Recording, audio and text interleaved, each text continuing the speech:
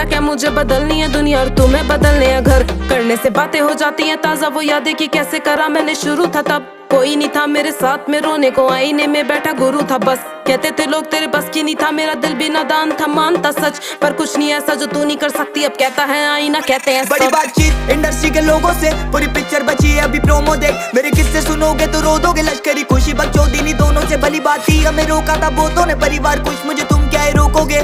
बिस्तर बना देंगे नोटों के, अगर मेहनत को पैसों से तोलोगे।